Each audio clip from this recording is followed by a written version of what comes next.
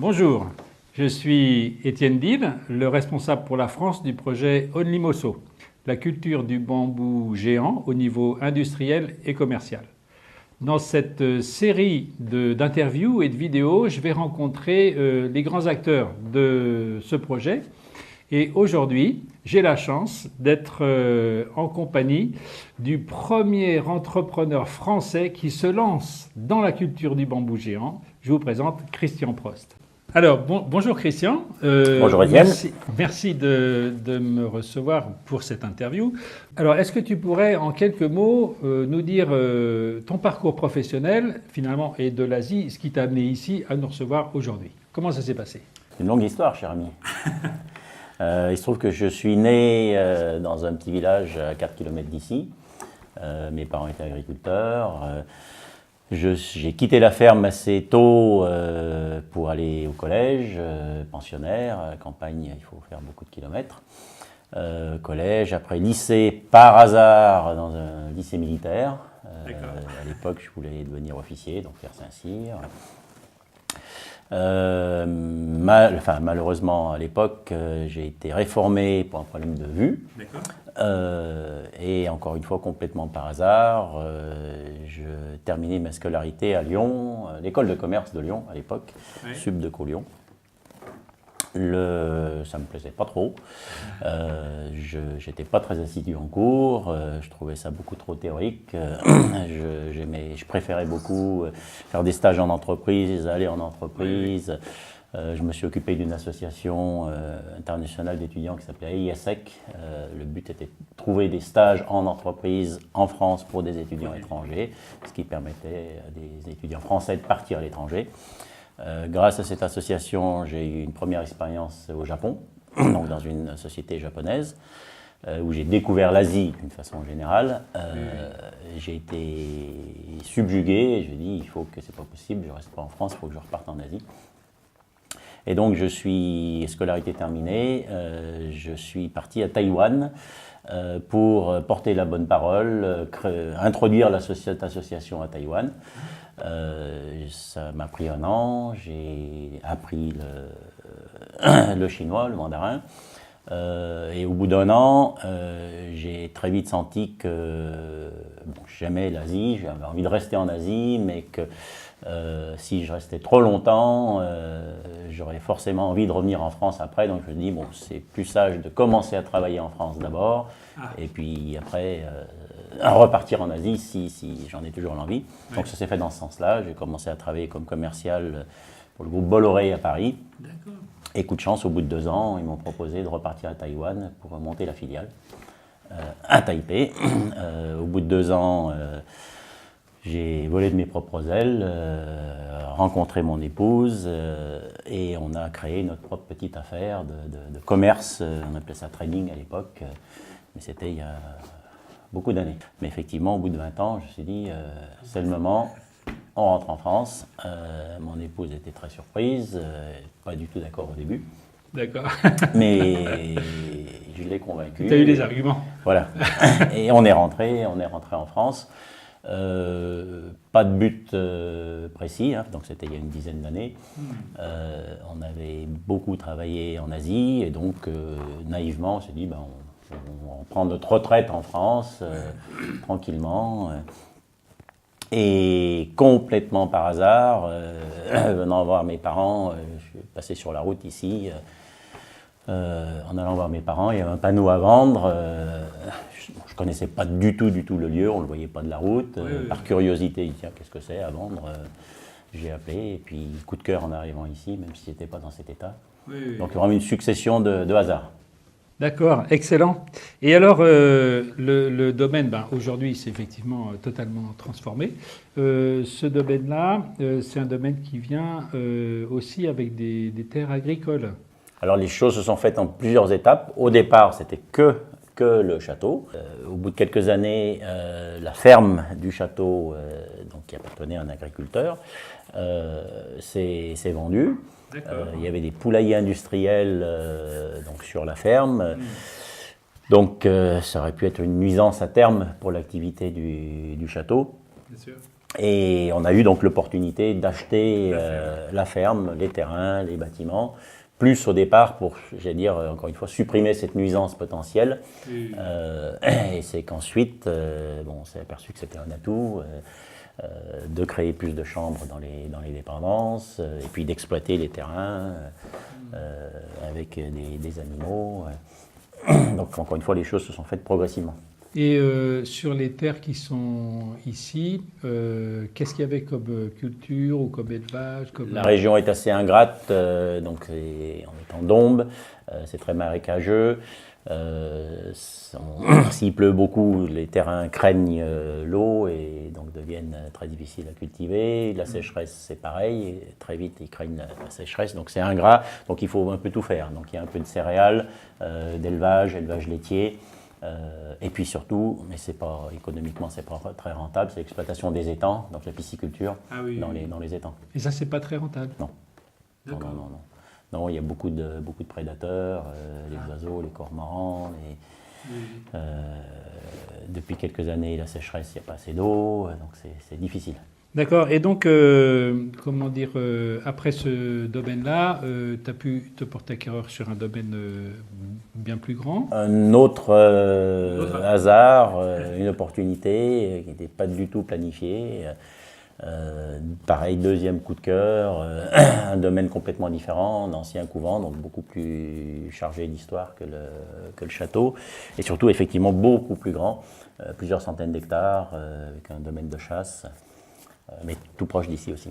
D'accord. Et donc, il y a un mois, quand on a repris contact, parce qu'on a toujours été finalement en contact, mais il y a un mois, quand on a repris contact, tu me disais que tu étais en relation avec la SAFER dans le but de signer quelque chose. C'était dans quelle optique à l'époque? Alors, que ce soit ici, mais surtout dans le deuxième domaine, encore une fois, qui est beaucoup plus grand, dans l'acte d'achat, comme il y a beaucoup de terrains agricoles, donc c'est la SAFER qui décide ou qui supervise la vente des terrains agricoles en France.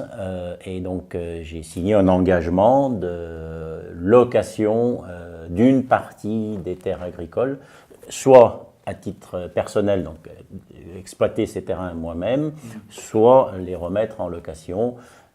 Souvent, le but, c'est d'aider des jeunes agriculteurs qui, eux, démarrent ou qui n'ont pas assez de terre pour compléter leur domaine.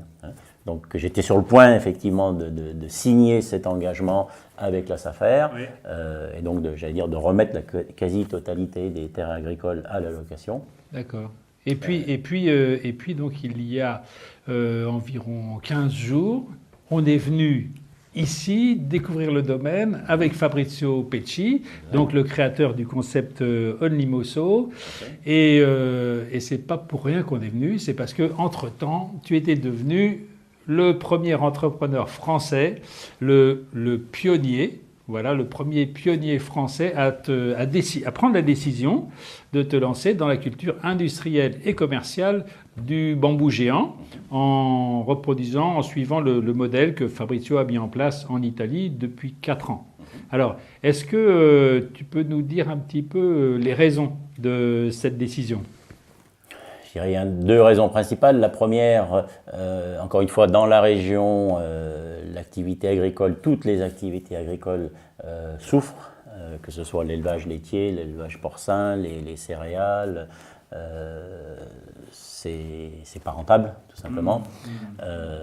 Donc l'idée, c'est d'essayer de faire autre chose, ou faire la même chose mais différemment, ou d'essayer d'introduire des activités nouvelles, la vente directe, le bio. Mais donc ça a toujours été mon but, c'était d'essayer de faire les choses un peu différemment, d'essayer d'innover. Les 20 et quelques années passées en Asie, que ce soit à Taïwan ou en Chine, j'ai eu pas mal de contacts, je dirais, avec les bambous d'une façon générale, la culture des bambous, de par ma belle famille qui avait un peu de terrain dans la montagne à côté de Taipei et qui exploitait quelques pieds de bambou, mais c'était vraiment anecdotique pour leur propre consommation. On en a planté à la maison il y a 20 ans quand on a commencé à s'installer ici en région lyonnaise. La première chose qu'on ait fait, c'est planter du bambou. Pareil pour notre propre consommation. Donc un côté malgré tout connaissance du produit. Oui, on peut dire que quelque part tu étais quand même prédisposé, voilà, à entendre parler du bambou dans les circonstances favorables, quoi. Tout à fait.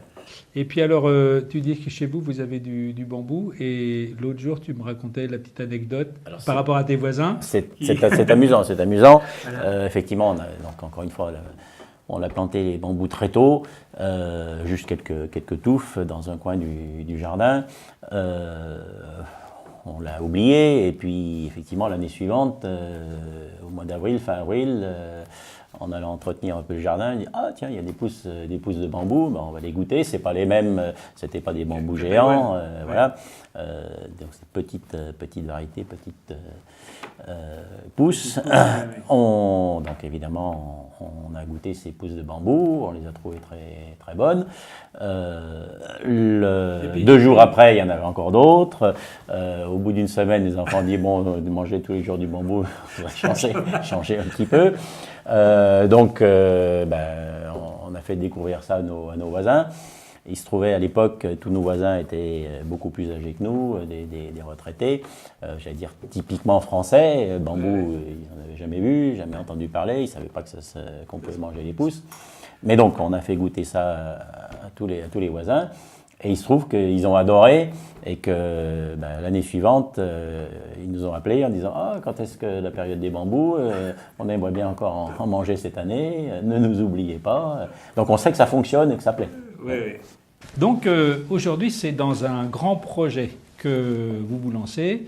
Et un grand projet, voilà, c'est quand même des décisions importantes à prendre. Est-ce qu'il y a des éléments qui t'ont fait hésiter avant de prendre la décision ? Hésiter, oui, financièrement, c'est un projet très important, d'une part. D'autre part, on n'a pas encore beaucoup de visibilité. Les premières plantations en Italie sont relativement récentes. Donc je dirais que c'est une filière totalement nouvelle qui est à développer en Europe. Donc c'est côté un peu précurseur. On n'a pas de garantie, je dirais, formelle que ça va fonctionner. Mais quelque part, c'est quelque chose qui me plaît bien. Et puis j'ai été très favorablement impressionné quand on est allé voir Fabrizio en Italie. La pépinière en elle-même, j'allais dire, c'est relativement classique, rien de fantastique. Mais c'est toute la réflexion et le travail qui a été fait, je dirais, en aval, sur la commercialisation, sur la sélection en amont évidemment des plants, mais on voit que c'est une démarche très raisonnée, et c'est déjà le résultat de plusieurs années de travail. On part pas dans l'inconnu, quoi. Hein. On aurait à la limite très bien peut-être pu se débrouiller tout seul ou essayer tout seul en disant tiens, on est plus malin que les autres et on va essayer de trouver nous-mêmes et planter nous-mêmes des bambous, ça coûtera peut-être un peu moins cher, mais ça effectivement je l'aurais pas fait, non. C'est important d'être avec un partenaire sérieux qui a déjà fait beaucoup de travail en amont. Et donc Christian, d'après toi, aujourd'hui les principaux avantages qui t'ont poussé à te lancer dans la culture du bambou géant, ça se situe à quel niveau ? Je dirais il y a plusieurs niveaux. Pour nous, ça fait une certaine logique. Quand je dis pour nous, c'est mon épouse et moi, de notre expérience en Asie. Le bambou, donc, c'est très connu en Asie et pas du tout en Europe. Donc, encore une fois, pour nous, il y a une certaine logique sur cette filière. Au niveau du château en lui-même, l'idée c'est avec cette culture, d'essayer de créer un jardin avec des variétés de bambous différentes, donc côté un peu touristique. Et très récemment, donc on va pas s'arrêter là. Il y a encore d'autres terres, mais l'idée c'est développer le côté bio, naturel, pas de pesticides. On est en discussion avec plusieurs jeunes maraîchers donc qui veulent développer, enfin s'installer dans la culture maraîchère bio. Donc pour moi, il y a beaucoup de synergie entre les deux. Hein. Excellent. Et est-ce que aujourd'hui, c'est un projet que tu pourrais recommander à tes amis, à tes proches? Bien sûr. Sauf que c'est encore très tôt. Bon, déjà, il faut qu'on plante. Et au jour d'aujourd'hui, on n'a pas, encore une fois, nous, à titre personnel, on a des affinités avec le bambou. Mais le français moyen n'a pas ces affinités, a peut-être même plutôt des a priori en disant que les bambous c'est invasif. Quand on en met dans le jardin, limite de propriété, on se fâche avec les voisins. Donc à mon avis, enfin oui, ça me fera plaisir de faire le maximum pour en parler, pour que les gens viennent voir sur place en disant venez voir comment ça se passe, les plantations. Mais je pense qu'il ne faudra pas se contacter au départ les agriculteurs classiques. Il faudra plutôt essayer de voir des gens un peu plus innovants, plus ouverts à des nouveautés. Parce que pour la France, en tout cas, le bambou, c'est à part les bambouseraies, les pépinières existantes, la culture est inexistante. Et justement, à ce propos, c'est vrai qu'on trouve encore beaucoup de gens en France qui nous disent qu'ils sont surpris d'apprendre que le bambou géant, ça peut pousser chez nous. Mais là, tu as fait un périple dans plusieurs bambouseraies, donc tu peux confirmer que le bambou géant... Ça pousse très bien. Alors on est allé essentiellement dans le sud-ouest de la France. La plus connue, la plus ancienne, je dirais la plus belle, c'est Anduze. C'est juste fantastique.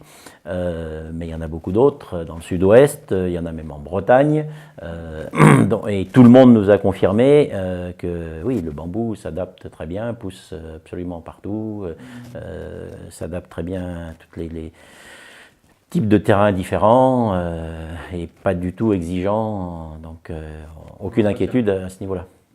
Et est-ce que, en ce qui te concerne, tu pourrais aller un petit peu plus loin sur les avantages du bambou, parce qu'on sait qu'il y a beaucoup de débouchés, et pour toi, les plus intéressants, ça se situe à quel niveau? Avant de parler des débouchés, ce que je trouve très intéressant, c'est que le bambou n'a pas de prédateurs. Il n'y a pas de maladies, il n'y a pas d'animaux en particulier ou d'insectes qui viennent s'attaquer à la plante, et donc pas de traitement, absolument aucun traitement. C'est très rare, pour ne pas dire peut-être unique, une plantation qui ne nécessite pas quelque traitement que ce soit. Donc ça me plaît bien. Le côté, comment on appelle ça, puits de carbone, comme quoi le bambou qui se développe extrêmement vite, donc besoin de beaucoup de carbone. Donc c'est tout à fait, je dirais, dans l'air du temps. Moi j'essaye de mettre des panneaux photovoltaïques un peu partout, peut-être des petits projets d'éoliennes. Donc ça, ce côté environnemental, oui, me séduit beaucoup. Ensuite, effectivement, les débouchés, le premier, je dirais, chronologique, ça va être la pousse de bambou, donc qu'on connaît un petit peu, et donc on sait que c'est très apprécié. La semaine dernière, au Cial d'ailleurs, c'en est une nouvelle illustration, c'est merveilleux. Le bois, oui, on l'a vu en Asie, sans l'image d'Épinal des échafaudages, mais après c'est toute la filière, le parquet, tous les produits, les innombrables produits qu'on voit partout en Asie, fabriqués à base de bambou, et toutes les applications, mais je dirais qui sont en train de se développer, industrie textile, pharmaceutique, ça on en est juste au premier balbutiement, donc ça c'est je dirais une sorte de pari sur l'avenir, mais même chose, c'est tout à fait dans l'air du temps et c'est le côté complètement écologique, ce qui me plaît beaucoup.